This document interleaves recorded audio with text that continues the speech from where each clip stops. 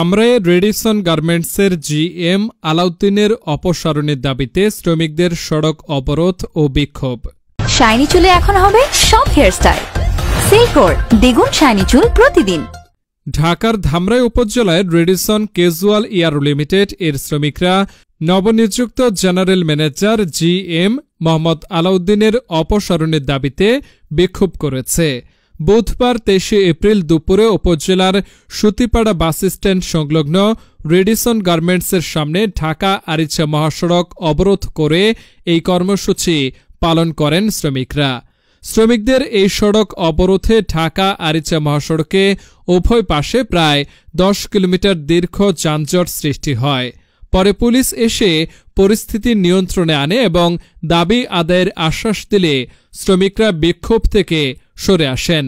শ্রমিকদের অভিযোগ, নতুন জিএম মোহাম্মদ আলাউদ্দিন অতিরিক্ত উৎপাদনের চাপ দিচ্ছেন এবং কাজের সামান্য ভুল হলেও 1000 টাকা করে জরিমানা আদায় করছেন। এছাড়াও সরকারি বিধিমালা অনুযায়ী ছুটি না দেওয়া, শ্রমিকদের সঙ্গে খারাপ আচরণ এবং বিভিন্ন প্রশাসনিক অনিয়মের অভিযোগ তুলে ধরে এই আন্দোলন করেন তারা।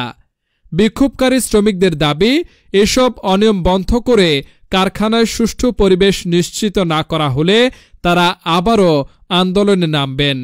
প্রশাসনের পক্ষ থেকে বলা হয়েছে, শ্রমিকদের অভিযোগ তদন্ত করে যথাযথ ব্যবস্থা নেওয়া হবে। এখন আপনারা কেউ ডিউটি করবেন না, আর কালকে সকালবেলা খাইছা সবাই আপনারা গেটের সামনে দাঁড়াবেন, কেউ ভিতরে যাবেন না।